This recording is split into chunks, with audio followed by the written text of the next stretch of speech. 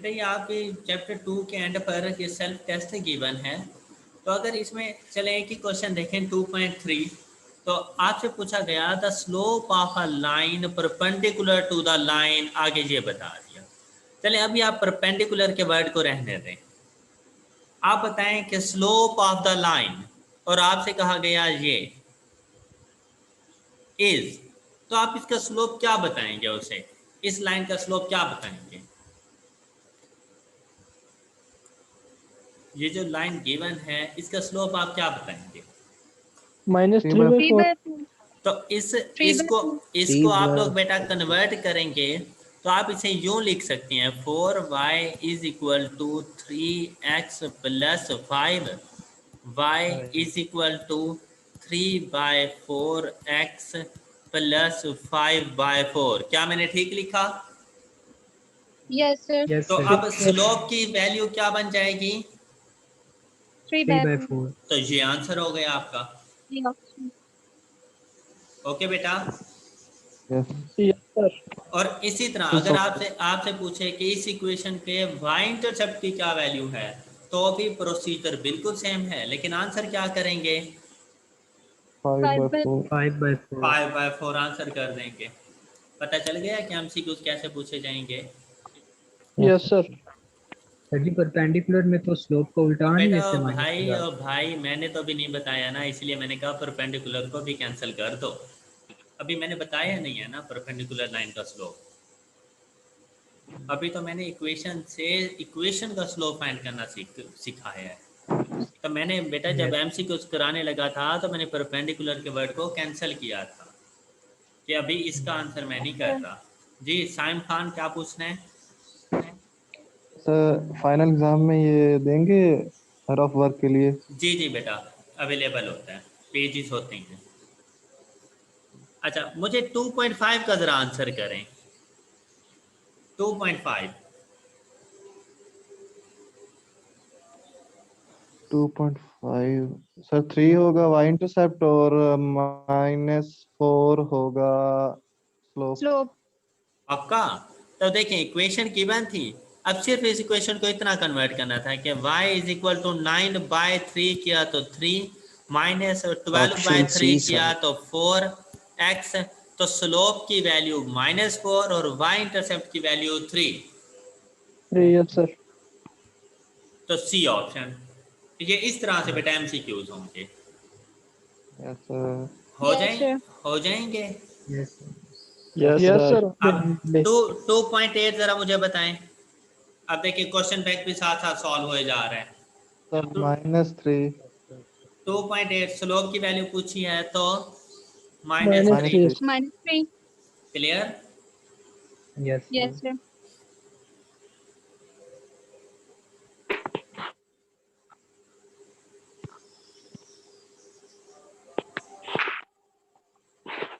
अब नेक्स्ट चलें, अब जरा अपने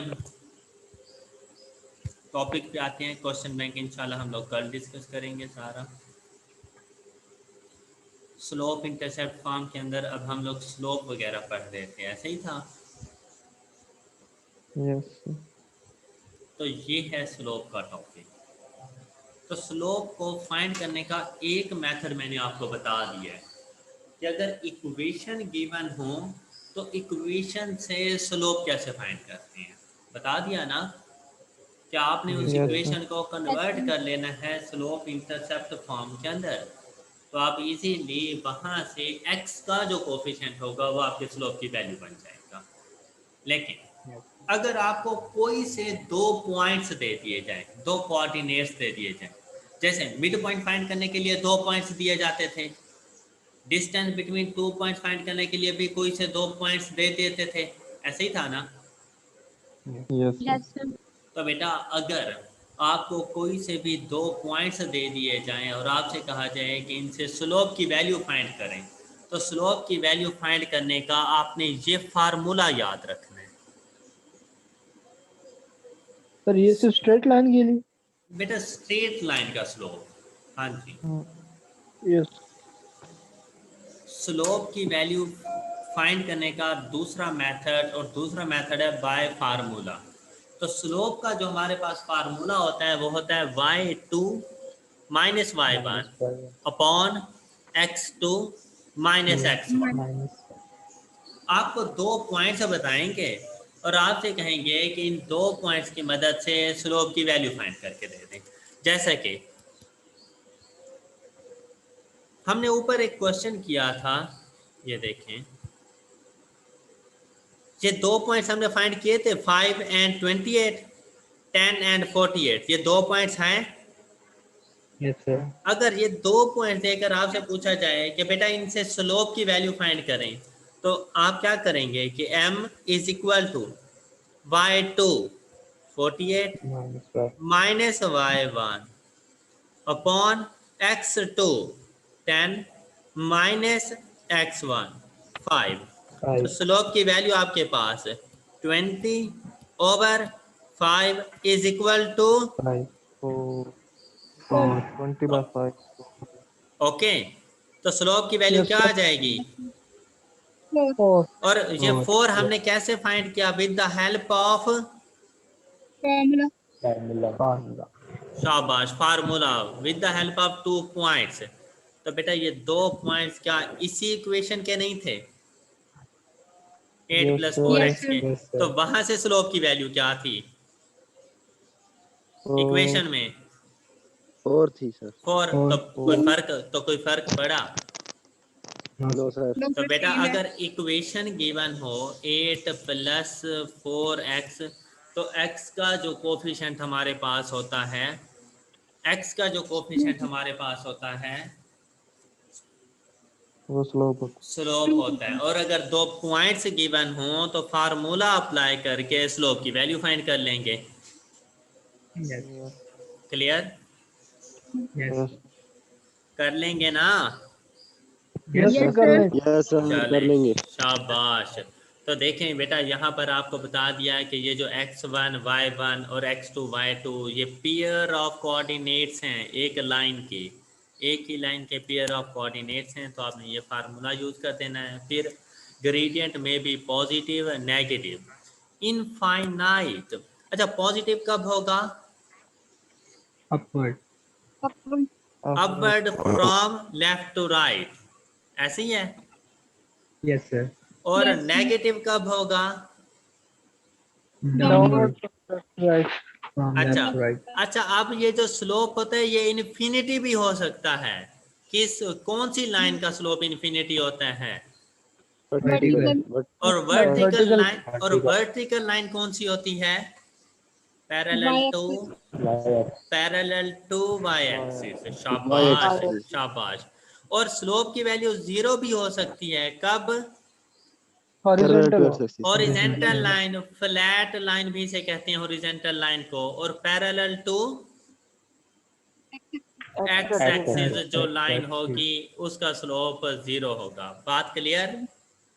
Yes, sir. Yes, sir. अच्छा, यस क्लियर है। अब आपके सामने बेटा ये एक ग्राफ गिवन है। ये देखें, ये एक ग्राफ गिवन है। इसमें ये y एक्सिस है और ये x एक्सिस है। अच्छा, अब मुझे बताएं इस ग्राफ का स्लोप पॉजिटिव है या नेगेटिव है? Positive है sir. पॉजिटिव है। पॉजिटिव। और अगर मैं x की ये वाली वैल्यू सपोज करूं, ये वाली कोई भी, तो y की ये वाली वैल्यू होगी। ऐसा ही है ना? Yes, sir. लेकिन Yes, अगर sir. मैं x को इंक्रीज करके यहाँ पे ले आऊं तो y की वैल्यू Increase हो Change. जाएगी. इंक्रीज करे। मतलब ये कि x के इंक्रीज करने से y इंक्रीज हो जाएगा। Yes sir. तो बेटा अगर ऐसी सिचुएशन हो तो स्लोप की वैल्यू हमेशा, पॉजिटिव। ये देखें, increase in x causes an increase in y. y, तो स्लोप की वैल्यू पॉजिटिव होगी। लेकिन अगर आप डाउनवर्ड की सिचुएशन में देखें, डाउनवर्ड अगर ये लाइन में ड्रॉ कर दूं तो स्लोप डाउनवर्ड नेगेटिव होगा। Yes sir. अब यहाँ देखें, अगर मैं x की ये वाली वैल्यू सपोज करूं तो y की ये वाली वैल्यू होगी। लेकिन अगर मैं x को इंक्रीज करके यहाँ पर ले आऊं तो y की वैल्यू इंक्रीज होगी या डिक्रीज होगी? डिक्रीज हो जाएगी। तो नेगेटिव स्लोप में क्या होता है? Decrease. वैल्यू डिक्रीज होती है। वाई बेटा डिक्रीज पूरा होता है, x increase increase in x causes in y. Decrease in y। शाबाश। तो मैं यूं ना कह दूं कि पॉजिटिव स्लोप में दोनों वेरिएबल्स सेम डायरेक्शन में मूव करते हैं, यस सर। या तो दोनों Yes, sir. इंक्रीज होंगे या दोनों डिक्रीज होंगे, Positive. ऐसे ही है ना? Yes, sir. और Yes, yes sir. Sir. Negative slope के अंदर दोनों की डायरेक्शन ऑपोजिट होती है कि एक अगर इंक्रीज करेगा तो दूसरा Decrease होगा. डिक्रीज हो जाएगा। ओके बेटा, slope clear? Yes, sir. Yes, sir. Yes sir. अच्छा, चलें आज का टॉपिक बेटा इधर ही यहीं तक है, एंड करते हैं इसको। तो इंशाअल्लाह ताला, या एक और बात सुनते जाएं, छोटी सी एक और बात बेटा। अगर दो पैरेलल लाइंस हैं, ये देखें, ये आपके पास एक स्ट्रेट लाइन, और Yes, sir. सपोज इसका स्लोप पॉजिटिव होगा या नेगेटिव होगा? Positive, sir. पॉजिटिव। हम सपोज करते हैं कि इसका स्लोप है 2, पॉजिटिव 2, और मैं ना इसके बिल्कुल पैरेलल एक और लाइन ड्रॉ कर देता हूं, Same slope होगा. तो इसका स्लोप क्या होगा? 2. 2, पॉजिटिव 2। Okay, Yes, sir.